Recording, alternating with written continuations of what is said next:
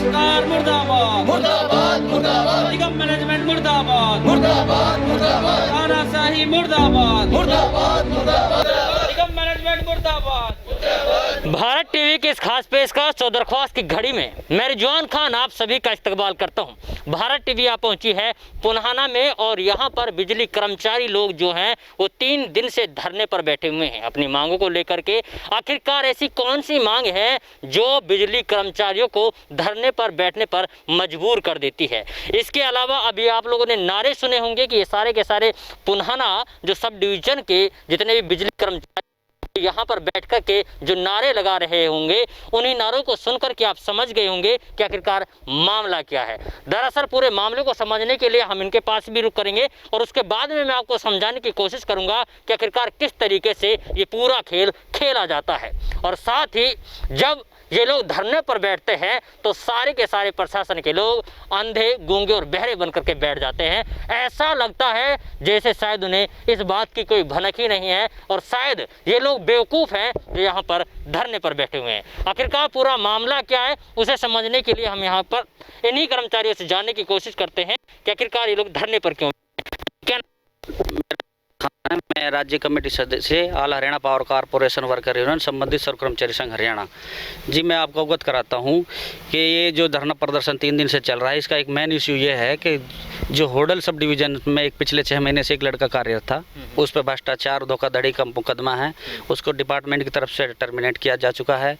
उस लड़के को यहाँ के अधिकारी साजबाज होकर यानी कि पैसे लेकर उसको यहाँ लगाया जा रहा है, जिसके प्रति हमारा विरोध है। हमने एसडीओ साहब से लिखित में यूनियन की तरफ से अवगत कराया है कि इस ऐसे कर्मचारी भ्रष्ट कर्मचारी को यहाँ ना रखा जाए, इससे निगम की साख खराब होती है। सावन जी क्या क्या आरोप हैं उस शख्स पर जिसके खिलाफ आप उस शख्स पर भ्रष्टाचारी का आरोप है, फेक डॉक्यूमेंट उसके फेक डॉक्यूमेंट पाए गए हैं विजिलेंस, हाँ उसकी विजिलेंस की इंक्वायरी में फेक डॉक्यूमेंट पाए गए हैं। उस पर धोखाधड़ी का आरोप है, उस पर 10 लाख की डिपार्टमेंट की रिकवरी है। अच्छा। और सर जो केंद्र सरकार है उसमें उसको लेकर भी ये आज धरना प्रदर्शन किया जा रहा है। जो केंद्र की जो सरकार है, जो कोयले की जो नीलामी खजाने हैं जो उनको नीलाम करने की योजना बना रही है, उसके प्रति और जो बिजली संशोधन बिल यानी इलेक्ट्रिसिटी अमेंडमेंट बिल में संशोधन करके उसको केंद्र सरकार संसद में पारित कराना चाहती है, उसके प्रति हमारा ये विरोध प्रदर्शन है। अभी तक आप लोगों की आवाज़ किसी ने सुनी, किसी अधिकारी ने, और आप लोग चाहते क्या हैं? कब तक आप लोगों का धरना इस तरीके से चलता रहेगा? देखो सर, ये 3 दिन से ये धरना प्रदर्शन यहाँ चल रहा है, जिसको लेकर कल एसडीओ साहब भी यहाँ आए, एक्शन साहब भी यहाँ आए। बातचीत के लिए उन्होंने बुलाया हमें, लेकिन बातचीत सहमति नहीं बन पाई। उन्होंने कहा कि हम उच्च अधिकारियों से बातचीत करके लिए आपको बताया जाएगा। हमने उनसे साफ मना कर दिया, तब तक आप कोई संतुष्ट जवाब नहीं देते तब तक हमारे धरना प्रदर्शन चलता रहेगा। इससे अब तो ये पुन्हाना में है, ये मेवात के 4 दफ्तरों को भी हमने बंद किया जाएगा। इसको पलवल सर्कल के अंदर भी धरना प्रदर्शन को तेज़ बढ़ाया जाएगा। अगर यदि बात नहीं बनती है तो इसको राज्य लेवल पर, स्टेट लेवल पर भी इसको प्रदर्शन को चलाया जाएगा। अच्छा, आपका नाम क्या जनाब? मेरा नाम आजम खान है, मैं प्रेस सचिव हूँ एचपीसी यूनियन का। अच्छा आजम जी, ये बताइए कि क्या नाम है उस शख्स का जिसको आप बता रहे हैं कि जाली डॉक्यूमेंट्स हैं उनके और इस तरीके से फर्जी तरीके से गबन कर रहे हैं बिजली विभाग के नाम पर? उसका नाम भगवान शाह है और वो एक यूनियन के जो प्रधान है उनका बेटा है। इसीलिए उसके लिए ये सारी जो अधिकारी जदोजहद कर रहे हैं ज़बरदस्ती लगाने, जबकि उसके क्लियर हो चुके हैं विजिलेंस जांच में कि उसकी जो डॉक्यूमेंट्स है वो फर्जी है। लेकिन खुद डिपार्टमेंट उनकी जांच करता है, फर्जी घोषित करता है, फिर उसको तुरंत होटल से हटाकर पुनः लगाया जाता है। तो आप समझ सकते हैं और जो सुनने वाले वो भी समझ सकते हैं कि मामला लेन देन का है। चलिए, आप लोग बता रहे हैं कि इसमें उच्च अधिकारी गबन कर रहे हैं ना। अजी, आपका नाम क्या है? भीम सिंह है जी मेरा नाम। मैं प्रधान हूँ पुन्हाना सब यूनिट का। अच्छा, ये बताइए भीम सिंह जी, आप लोगों को कब इस बात की जानकारी मिली कि इस तरीके के फर्जी लोग यहाँ पे लगाया जा रहा है और ऐसे लोगों को जिनकी फर्जी डॉक्यूमेंट है? हमको 30 तारीख को जानकारी मिली है इसकी, जब यहाँ से दफ्तर से उसको उस लड़के का रोल गया है, जो हाजिरी भेजी हैं। तो हाजिरी भेजी है उन्होंने पिछले 15 तारीख से। तो हमने एसडीओ साहब से बात करी कि एसडीओ साहब जी ये गलत है जी ये मामला, क्योंकि ये लड़का चेकिंग के दौरान फर्जी पाया गया है। यदि फर्जी नहीं होता तो ये वहाँ क्यों हटाया जाता। हमें उस लड़के से कोई गिला नहीं है, हमें गिला इस बात की है कि अगर वो लड़का सही है, लगने योग्य है, तो यहाँ उसको वहीं पर लगा दो। यहाँ क्यों लगा रहे हो? यहाँ तो हमारे पास बहुत से बेरोजगार आदमी हैं, हमारे बच्चे इनको लगाओ। क्योंकि जब लोकल आदमी यहाँ काम करेगा लाइन पे, कि बिजली कार्य ऐसा है कि इसमें पब्लिक को 24 घंटे लाइट की ज़रूरत होती है। यदि बाहर का कर्मचारी यहाँ आएगा तो कम से कम 1-1.5 घंटा तो उसको आने में ही लग जाते हैं। 1-1.5 घंटे बाद फिर वो लाइन चालू करेगा। इसलिए हमारी तो प्राथमिकता ये है, अगर लगाना आया है, अगर इनके पास पोस्ट हैं तो यहाँ लोकल बंदे को लगाएं, बाहर के बंदे को क्यों लगाएं?